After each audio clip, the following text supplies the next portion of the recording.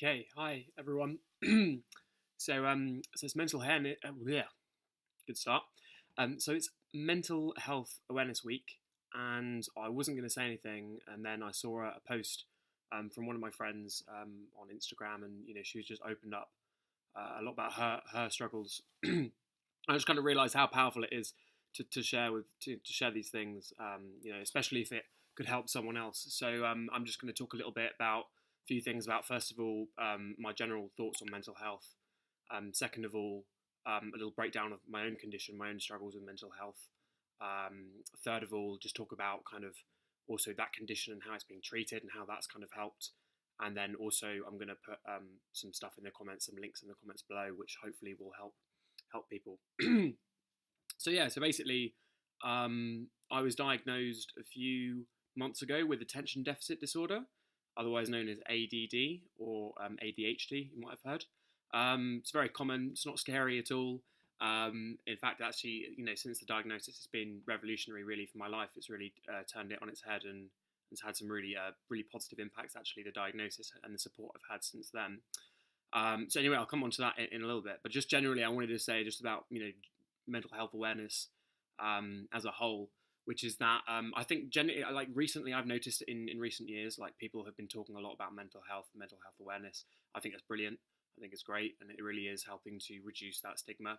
I think, however, one of the issues is that the individual, whilst mental health, like well-being as a whole, seems to have increased, I think maybe like understanding of the different symptoms, different disorders, etc.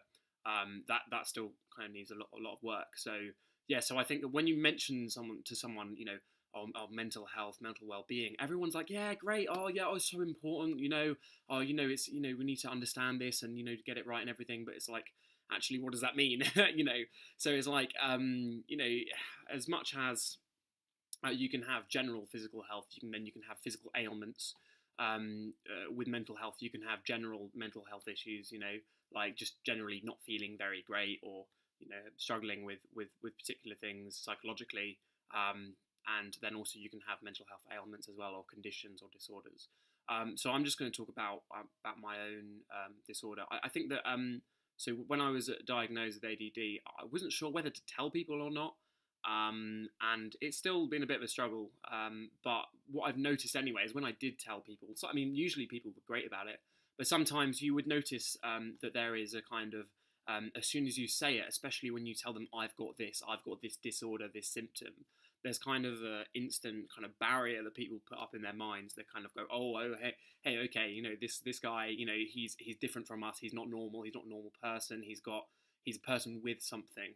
Rather than, they kind of draw that line in the sand between you straight away, which I think I would say that's like an instantaneous reaction. It's something that people can't really control. And to be honest, it's natural. I think it's natural because people don't understand exactly what someone else is trying to tell them or what the consequences are. So as I said, I think it's all about reducing, increasing understanding to reduce that stigma. So that's what I'm going to do now. Is I'm just going to talk about my own condition, attention deficit disorder, what it means, what ADD means, what it is, how it affects people, how it arises, how it comes about, and then also just to say a little bit of story about my own life and kind of, well, not my whole life story, but just saying how it's affected me and how things have changed since it was diagnosed and I was helped with it.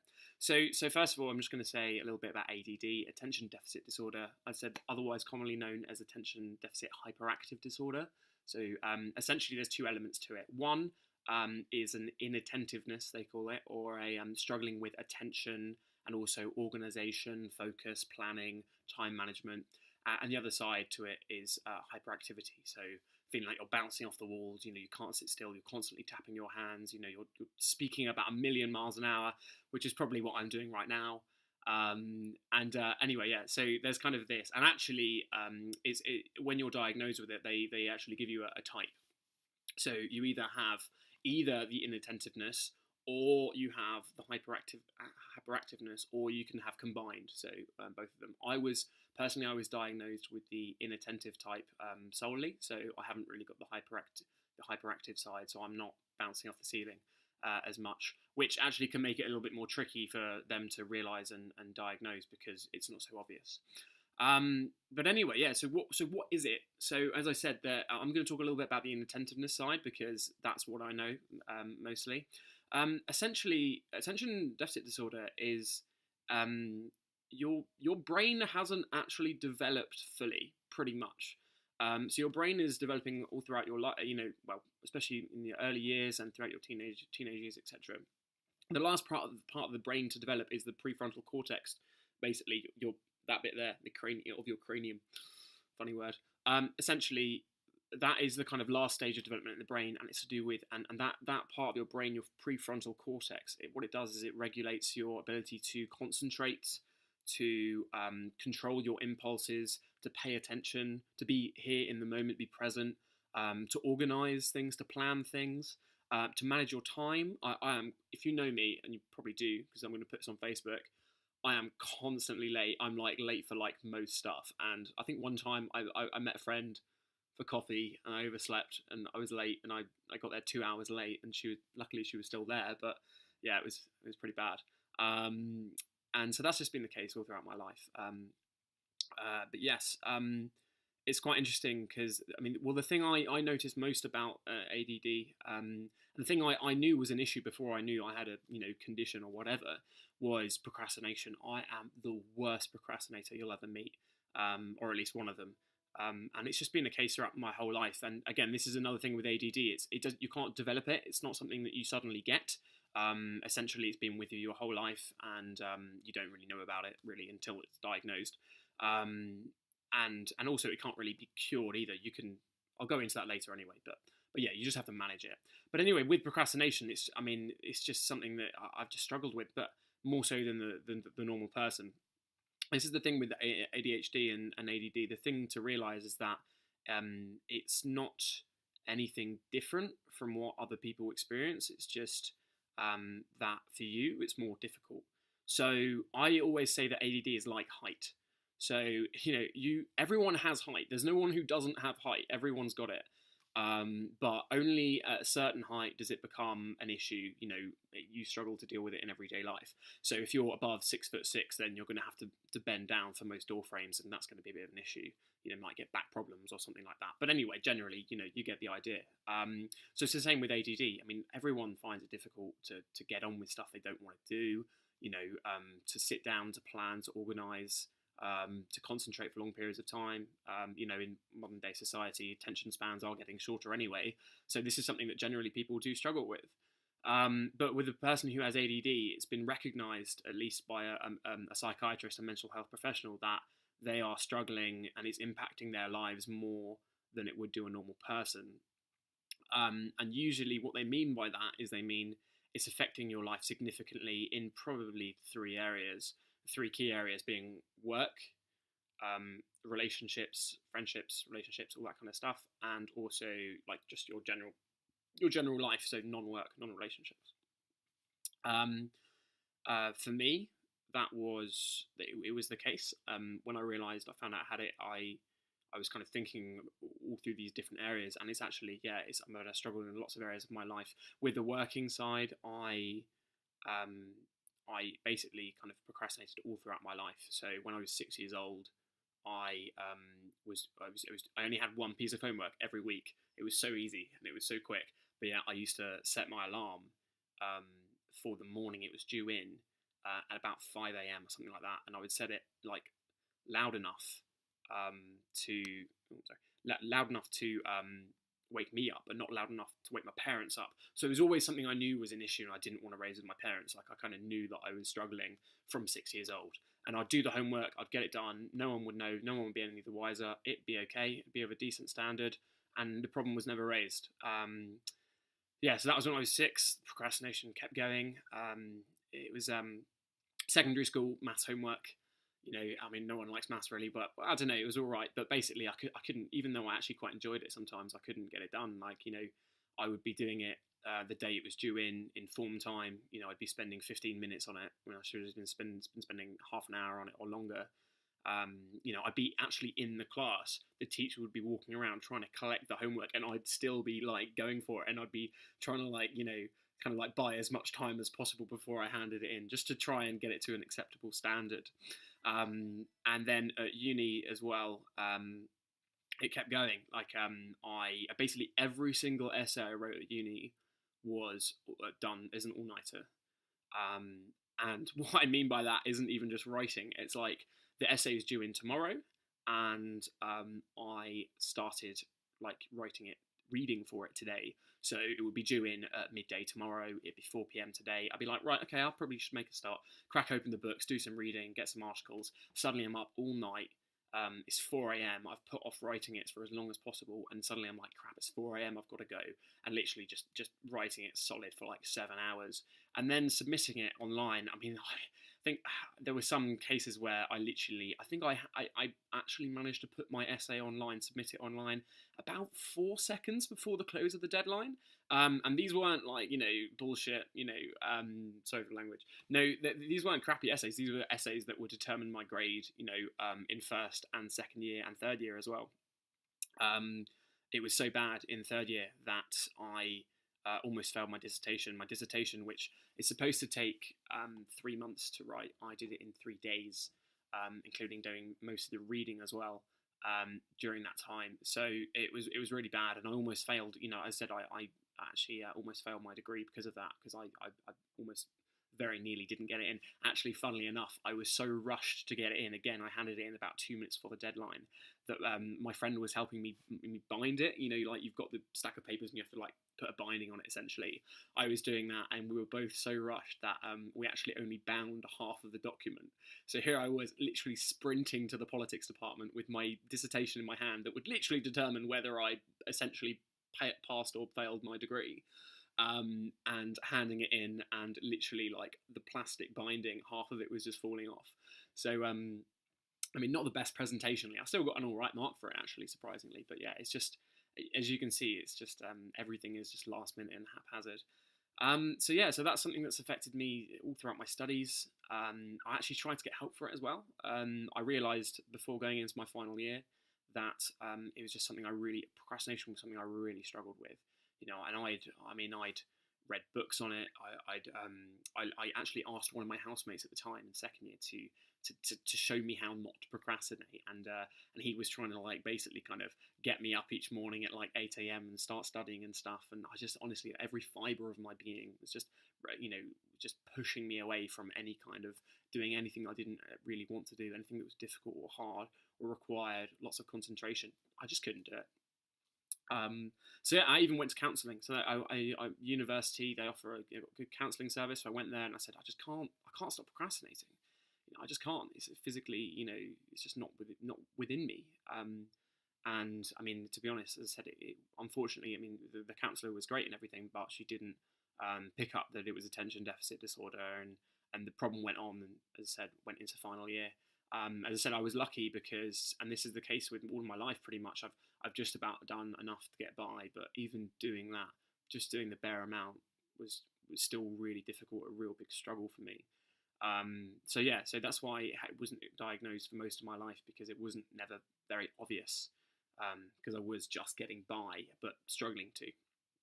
Literally, like a duck on a pond.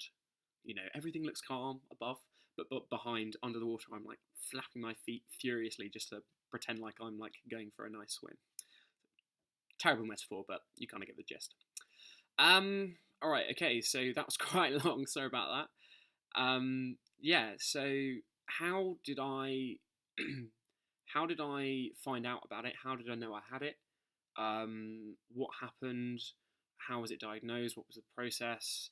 And what's happened since then? So basically, it was last year I went on holiday, and it was like a group holiday, and I shared a room with a friend of mine, and we got to know each other, and I realised that how similar we were in lots of different areas. And then he told me that he had ADD and that he struggled with it. And I was kind of like, okay, well, a lot of the things you're saying seem to apply to me, and you've got it, so maybe I do. So I went away and did a lot of research, and I mean, some of the things I found, some of the things I read, I mean, I just tried to get the best books on it. I read a chapter that literally just almost made me cry, because it was just literally all of the issues that I'd ever thought I had, all of the different therapy and counselling I'd done, everything I came to know about myself was just explained described and linked together in this one paragraph that literally just seemed to explain me to a T. And I was like, well, I mean, I you know, if I haven't got it, then what the hell? What on earth is it? This is it. This must be it. So I was pretty convinced from the start that I had it, but obviously I needed, you know, I wanted to see someone and wanted someone to you know, evaluate me and see whether that was the case. So I saw a psychologist through work. They weren't a specialist, but they did say that I was a strong likelihood that I had it. I also went to see my GP. He was a little bit reticent at first, didn't really understand it, didn't really know what it was about. And basically I had to push him. I had to say, look, I really think I've got this. I really think it's an issue. And because of the reading I'd done, you know, I saw some really useful, helpful sites and books had said, go and see a specialist psychiatrist. So I had to push my own GP to say, look, this is an issue. It's a huge issue for me. It's affecting me in all these different areas of my life, my work, my study, which I've just explained a lot, but also my personal life, my relationships and my friendships. I've always like jumped around between different relationships and friendships, and kind of found it hard to like pay people attention, listen to people properly, and also I was like quite energetic and erratic as well, which kind of pushed a lot of people away. So so there's that, and then also my personal life hobbies. Again, I've just jumped from one thing to another. You know, first it's piano, then it's guitar, then it's rock climbing. I would take it up for 3 months, and then as soon as the novelty wore out, I'd just get rid of it. You know, it was gone. So that's kind of it's another big kind of trait of ADD is you can't stick with things. So I had to tell my GP here that, you know, it was an issue, it was a problem. Yeah, and that's how bad is that? Like, you know, come on, a modern system, and this has been around for like a good 15, 20 years now, like good understanding of this. My GP didn't really know, and I had to push him. I then had to go through jump through loads of hoops in this system. Next of all, I asked him to put me to a psychiatrist. He said he would. Then he arranged with me for a call with the local hospital mental health awareness unit. I spoke with the guy for half an hour, and he said, "Oh, I think you've got some kind of like, addictive personality disorder." And I was like, "No, mate, I've done the reading. I know what it is. Okay, there's a little bit of it to me, which is a little bit addictive personality, but that's not it. I know it's more." So again, that's another person I had to convince. And he was like, "Oh, I think you should go to therapy." And I said, "No, I need to see a specialist psychiatrist, because I think this is what I've got and I want to rule it out. And everything I've said matches the symptoms of it, and you seem not to know the symptoms." Anyway, so there's 2 people I've had to fully convince, just to see someone who could, you know, help me basically properly.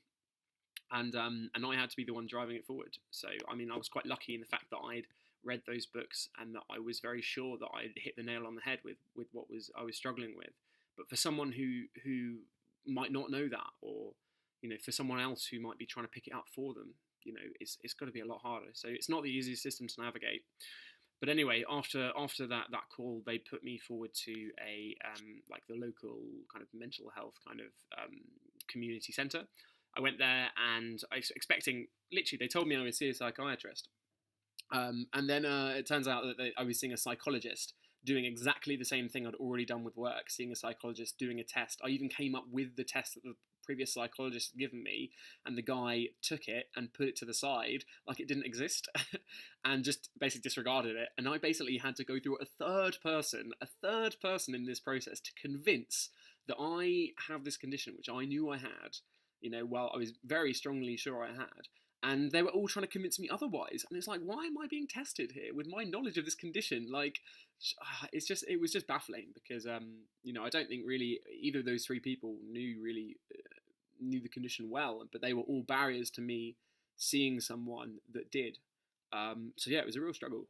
But luckily, as I said, I was lucky because I kind of knew that, and I managed to get there in the end. And finally, they did, after that third person, they put me forward to see a specialist psychiatrist. In the UK, that usually takes about 2 years on the NHS. You can go private and pay £1,000 to £2,000 to get diagnosed privately, but you know, obviously I didn't have that money. I wasn't, you know, I couldn't do that. So, but yeah, in the UK it's about 2 years, and it's just really long. For me, I was really lucky. We had a new person join the local mental health community centre, and she was a specialist. And so I got to see her within 4 months of essentially me realising I had this condition and pushing for it. The whole process took me about 4 or 5 months, and I was able to see a specialist, and we were able to begin treatment. So anyway, sorry that was quite long-winded, but I think it was important actually to show how the system still does struggle to deal with mental health in the UK. Right. So the next thing I was just going to say is, so treatment. What's happened since I was diagnosed, and how has my life changed? Um, immeasurably is immeasurably is the only way I can put it. I mean, this is a condition which has been well known and well researched for about 20 years now. 20 years it's been had, 25 years actually. Yeah, actually since the early 1990s. So 30 years. But it's had the official label, it's had the official research, it's been a thing, essentially. Before that, it's always been the case, it's always been present. But it's been since then. So you'd think that they would have it sorted. But anyway, they've been treating this, essentially what is the condition, since 1920 with the same medication. It's called, you probably know it as Ritalin. That's the drug name, but one of the brand names. But essentially, what it is a psychostimulant, and that might sound a bit crazy, but all it is it's like a coffee. It's like a strong coffee. Coffee is a psychostimulant. It stimulates your brain. It gets you functioning at a higher level, and that's what Ritalin is, and these other psychostimulants. That's what they are. Essentially, like strong coffees. So anyway, so it's really stable medication. They've been using it since 1920. There are very few side effects. The only side effect I've noticed is a slight increase in blood pressure and heart rate. So I actually noticed for the first 3 weeks of being on it a real big strain in my heart, which was actually quite a worry. But over time, that kind of my body adapted, got used to it. So actually, the side effects are basically minimal. The safety of the drug is ridiculously good. I'm pretty sure that hardly anyone's ever died from it at all, ever. And the only reason is because they've been usually drinking heavily, going on like a massive bender with it, because basically that increases your heart rate too. So yeah, so basically it's one of the most stable, safe drugs you can have. It's probably better for you than coffee. It's probably better than alcohol and smoking. In fact, it is definitely 100% better than all those things, because it's actually positively helping you. So that's what it is. That's what it's like. I've been on it for 7 weeks now, and everything has changed. I can sit down. The first thing I was able to do when I was diagnosed was I sat down, and I had all of these things I wanted to do, things I had to remember, things I had to do, things I wanted to do, all of these things swimming in my head. For the first time, I was able to sit down and just write them all in a list. Literally, I wrote about 30 things down, and I was like, I've got to, this is just my brain on paper. And then all of these tasks, I was even able to sit down and prioritize them. Right, got to do this, and this. This isn't so important. This is. And then since then, I've just been cracking down on each one. And one thing I'd put off massively for the last 2 years was applying for jobs within the civil service, trying to get a promotion. I couldn't sit down and write my applications. As I said, every fibre of my being was rejecting me from doing it. But as soon as I had the medication, I just felt more motivated and able to do that. So I went away, and I spent, in the first month, probably about 25 hours writing job applications, which was a bit crazy to do in 1 month. But yeah, I mean, I got loads out, and actually I've got an interview coming up in the next few weeks for a job that really suits me. I'm really interested in, and all of that, because of the medication, allowed me to actually do stuff, to get stuff finished and to do stuff that I didn't want to do. So yeah, so that's like a huge thing. But just generally, I'm able to sit down, organise, plan. I'm planning better at more social events. My social life has got better because I can sit down, I can say, right, I'm going to do this. I'm actually going to plan it. I'm going to work it all out. I'm going to invite people. I'm going to arrange it. I'm going to do it.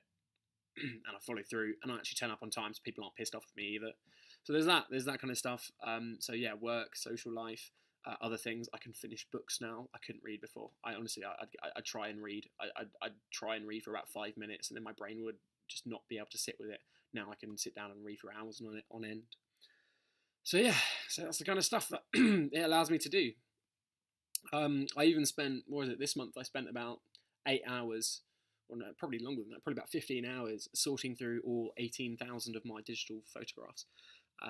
Going through each one, doing the Marie Kondo. Does it spark joy? Yes, keep it. No, get rid of it. So I went down from 18,000 to 1,500, which was pretty good. But it's just something I couldn't do beforehand. I've been wanting to do it for months, but I just could never bring myself to do it. But now I can. So yeah, so that's a lot. So sorry that this has lasted so long. I wanted to just say some of my general thoughts about it, explain ADD a little bit, and then also give a little bit of my own story about the things I struggled with because of it, and also how at least the medication has helped. I would just say finally that medication isn't everything. It has definitely helped. Oh my god, has it helped so much? But one of the biggest things you can do is if you have got a condition like this, or you think you have, is read. Just read, learn about it, speak to people, read about it, and ask yourself, does that suit me? Does that description fit me? Is that chiming? Is that ringing a bell? And then, as I said, if you actually are diagnosed with anything like this, like I am, it's about, especially with ADD, reading about it, understanding how it's affected you, how it does affect you, and then kind of coming up with some strategies to kind of try and mitigate those issues. So for me, it's not over with the medication. It's fantastic. It's brilliant. But I'm still reading books. I'm still learning about it. I'm seeing a coach through work. Work have paid for me to see a neurodiversity coach who can help me through some of the struggles that I'm still having at work because of it, and also other things like books, and also speaking to people. It's so important to. I mean, since when I was diagnosed, I wasn't bashing around. Even beforehand, I wasn't bashing around. I was speaking to people. I was saying, I think I have this. I think I have that.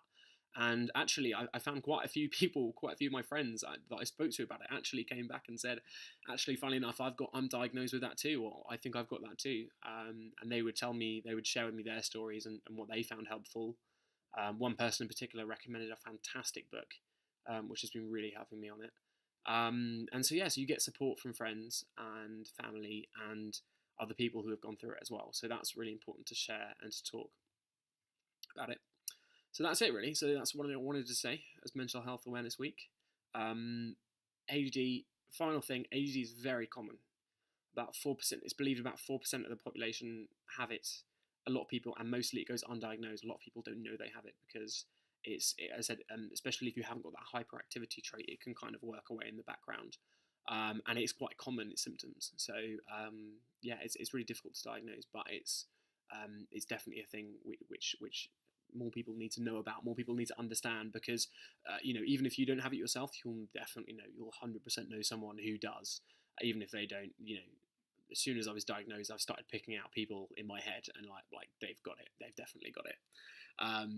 So the more the people can understand about this, not only the more can those individual people get support, but the more society in general can support them as well. So there you go. So I'm going to post some of the best resources I found on it. So what I read when I was going through it and what I would recommend to people now. So there's questionnaires. If you think you've got it, there's a really good questionnaire by the World Health Organization. I'm going to post that down below. Super quick, really easy. And if you kind of answer most of the questions positively, then you're quite a likely candidate to have it. Candidate, not the right word.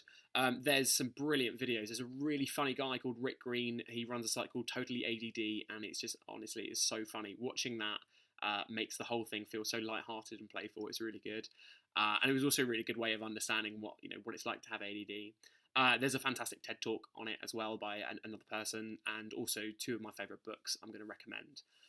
And then hopefully, as I said, if you want to learn more about it, if you think you've got it, if you think you know someone with it, I'd strongly recommend giving those a look and going from there, really. And as I said, just my advice with anyone, with any problem, really. It doesn't even necessarily have to be a mental health problem, but especially with mental health problems, if you think there is something wrong, if you think that there is something that isn't quite right, read about it, look it up online, speak to people, and keep pressing on. That's what I did. I always knew that there was something not quite right, ever since I was 6 years old and I was procrastinating all the way through uni where I couldn't do my dissertation. I started seeking help only at uni. Did I say, let's go to a counsellor? Okay, that didn't work. Okay, what about this book? Okay, that didn't work. Okay, what about this? Oh, this therapy, that didn't work. This therapy, that didn't work. Okay, and it's like, and then finally I found someone, and then, and that kind of brought it home. And then I read even better books, and then all of this, but I kept going. And even with the setbacks with the system and the people I had to convince, I kept going. and I finally got to a place where I'm legitimately, genuinely happy. And I feel like a wrong has been righted, essentially, and I'm just able to, I found out essentially that I had an actual condition, which is an actual thing, and I've got actual, real, effective treatment with it, and now I'm able to live like a full, fulfilling life, more so than before. So yeah, so keep going, don't give up, and if you want to speak to me about ADD, I'm more than happy to speak to you about it. But as I said, those links and the resources below will be a great start. So anyway, keep going, and everyone else, like if you have anything you want to share this week, Mental Health Awareness Week, please go for it. Because there's only one way that society can be changed, and if individual people decide that they want to change it. So keep going.